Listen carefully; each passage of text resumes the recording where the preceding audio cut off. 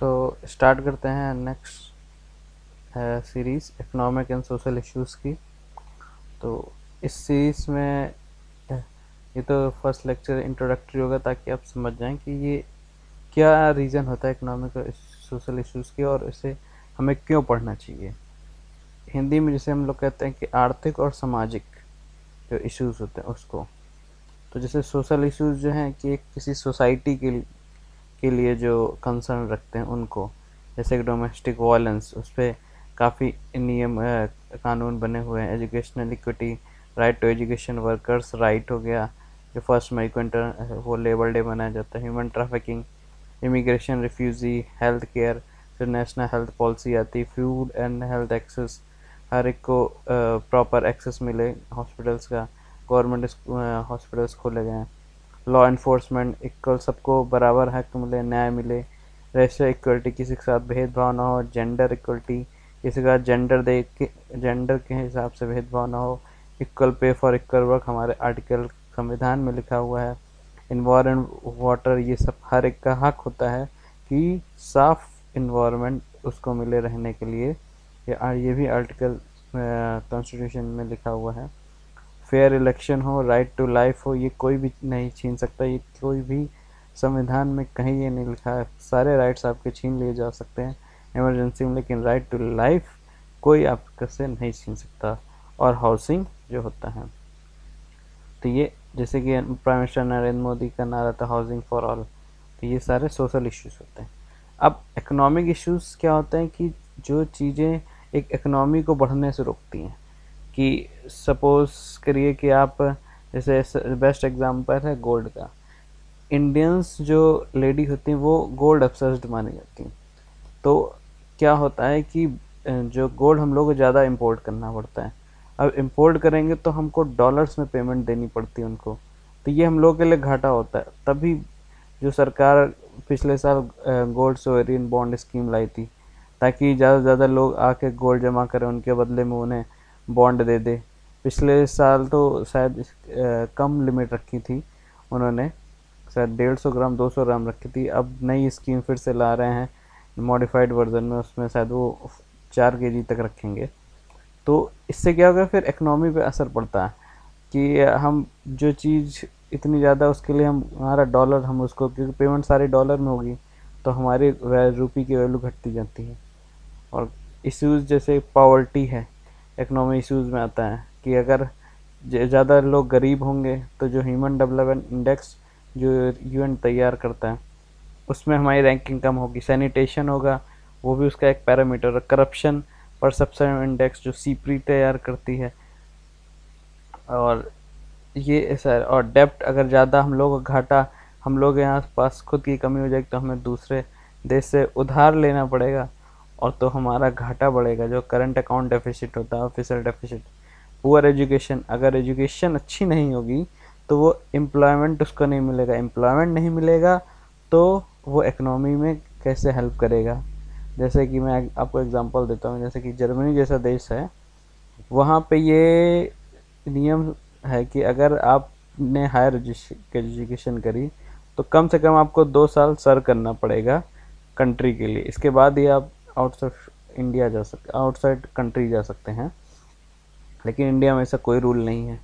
तो वो इन सब चीज़ों को प्रायोरिटी देते हैं और इसीलिए उनकी इकनॉमी आज हमसे ज़्यादा है, एडवांस है, और हम लोग अभी भी डेवलपिंग में ही हैं।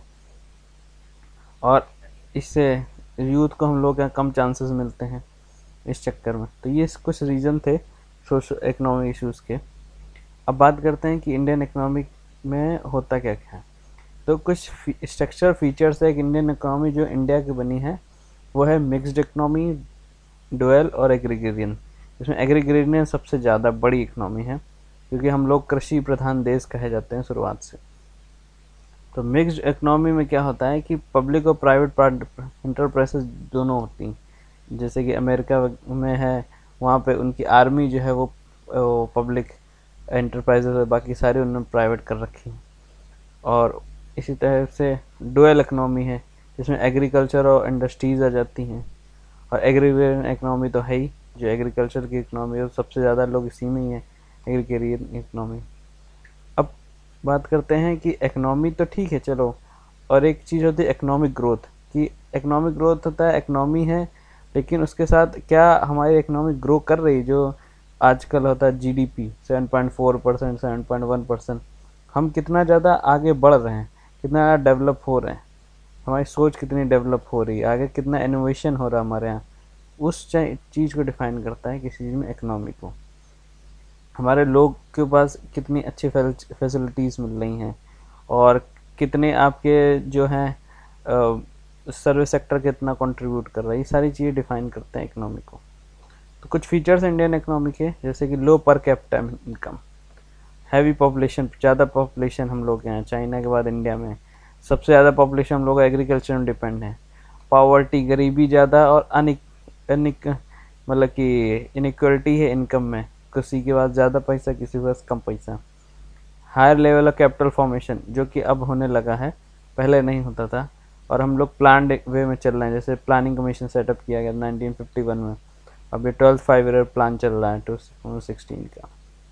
तो एक एक करके थोड़ा थोड़ा जान लेते हैं कि लो पर कैपिटल इनकम क्या होता है। जैसे कि इंडिया जो है वो उसमें लो पर कैपिटा इनकम की रेंज में आता है।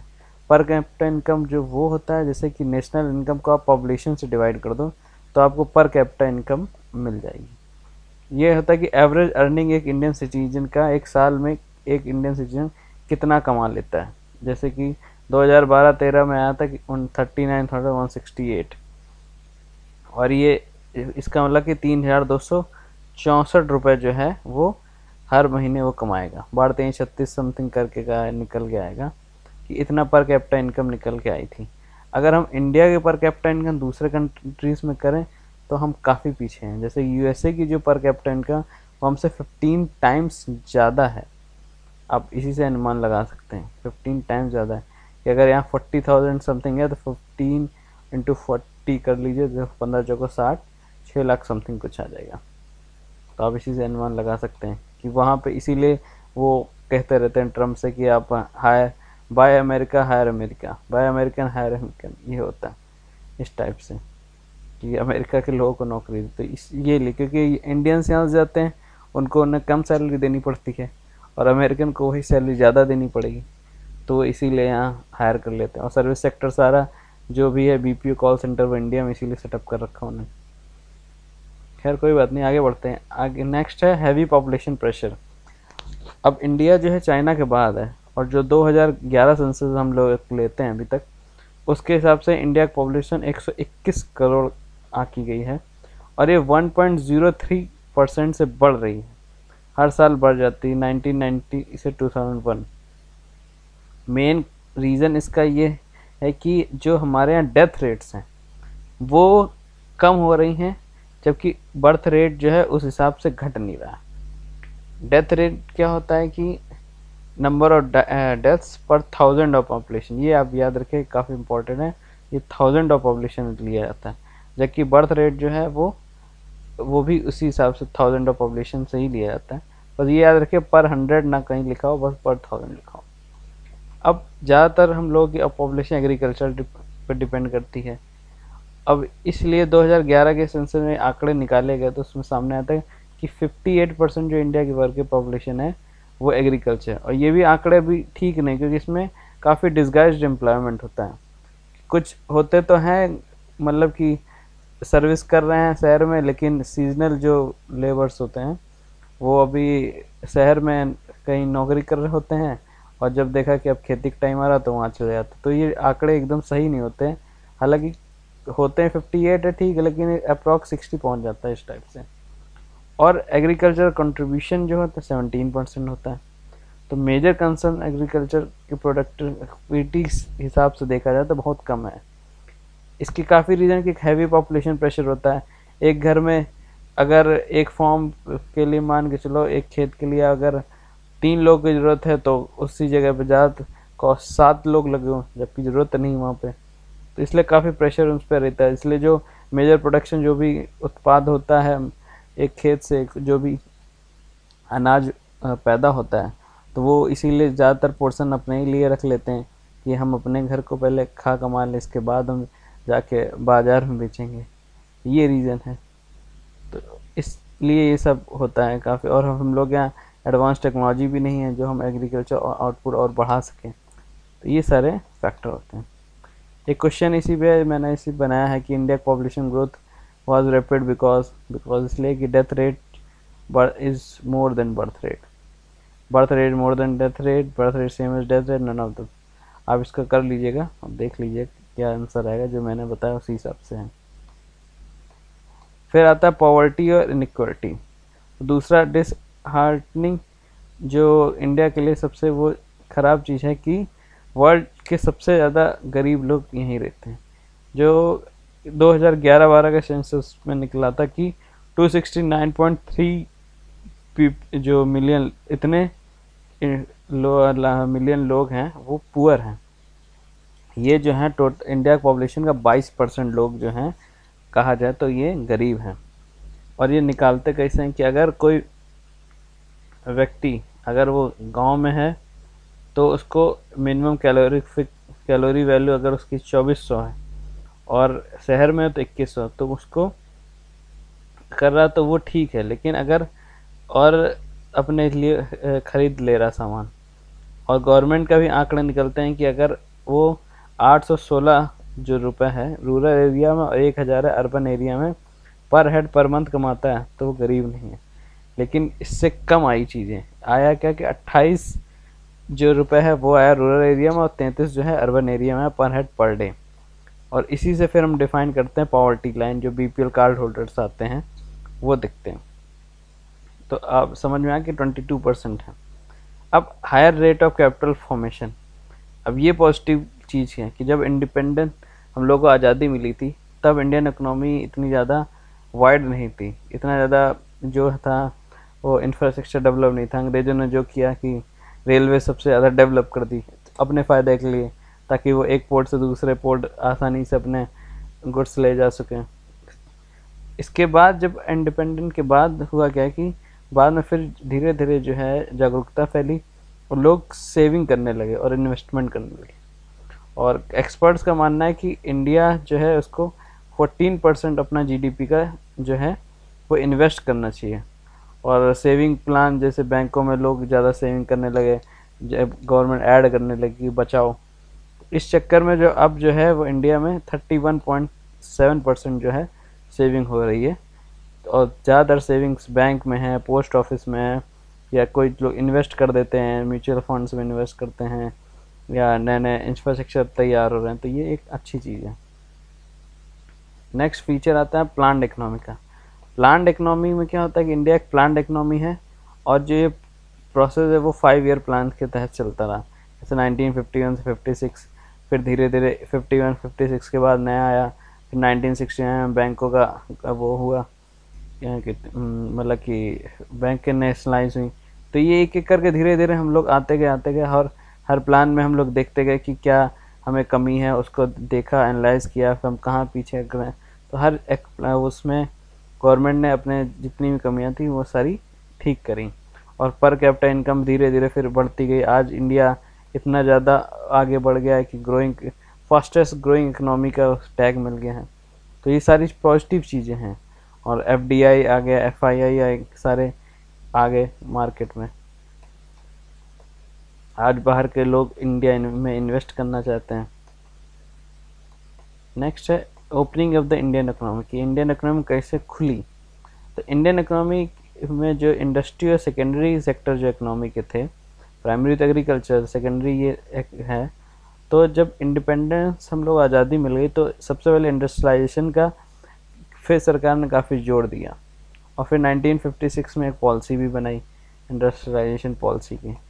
जब इसको हमने अडॉप्ट किया तो फिर धीरे धीरे हम लोगों ने 1956 से 61 जो एक 5 ईयर प्लान चला, फिर 61 से 66 चला दूसरा। तो इसमें सबसे ज़्यादा कंट्रीब्यूशन जो पब्लिक सेक्टर का होता, क्योंकि तब तक प्राइवेटाइजेशन नहीं आता।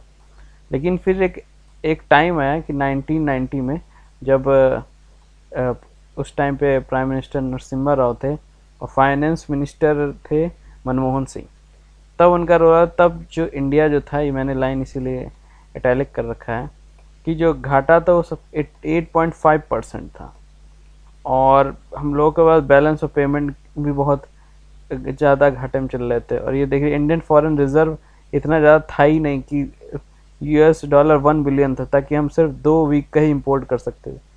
तो फिर उस क्राइसिस से निकालने के लिए डॉक्टर मनमोहन सिंह आए। उन्होंने क्या किया 1991 में कि डिसाइड किया कि अब जो हम लोगों ने रिजिड लाइसेंस सिस्टम है वो सब हमें हटाना पड़ेगा। अब हमें करना पड़ा है कि दूसरे देश आएँ और इंडिया में इन्वेस्ट करें आके। और इसी तरह से फिर दूसरे देश आए, जैसे कि इंडिपेंडेंस से पहले लोग डच आए थे, पोर्टुगीज आए थे, वो इंडिया में ट्रेड करते थे यहाँ से। जैसे लौंग ले जाते थे, टी जो है यहाँ से एक्सपोर्ट करके ले जाते थे, यूरोप के मार्केट्स में बेचते थे। तो फिर वो उन्होंने यही देखा कि डॉक्टर मनमोहन सिंह ने कि अब हमको भी यही करना चाहिए, हमको भी इकनॉमी में ये छूट देनी चाहिए, अपने नॉर्म्स रिलैक्सेशन करना चाहिए। उसके बाद से फिर एफडीआई फॉरेन डायरेक्ट इन्वेस्टमेंट आने लगा और इंडस्ट्रियलाइजेशन हुआ ज़्यादा, फिर प्राइवेटाइजेशन हो गया, हम लोग बड़े पैमाने पे वो ट्रेड करने लगे और धीरे धीरे इंडस्ट्रियलाइजेशन का बूम आ गया। शुरुआत में थोड़ी दिक्कत हुई लेकिन बाद में धीरे धीरे सब ठीक हो गया और सब कुछ सारे वो जो है जो भी रिडक्शन हम लोगों ने एक्साइज ड्यूटी पे कम कर दिया, इंपोर्ट पे हम लोगों ने कम लगाना, मतलब कि कोई भी बाहरी देश से कोई इंपोर्ट करेगा तो हमने कम कर दिया सारे रेट्स। तो इससे हम लोगों ने जब फ्लेक्सिबिलिटी दी तो दूसरे देश और आना स्टार्ट हो गए और इससे जो है कि हम लोग के यहाँ जो चीज़ें कंट्रोल हो गई और क्राइसिस से हम लोग ऊपर आ गए। तो बस ये इंट्रोडक्टरी लेक्चर था, यहाँ आज के लिए बस इतना ही।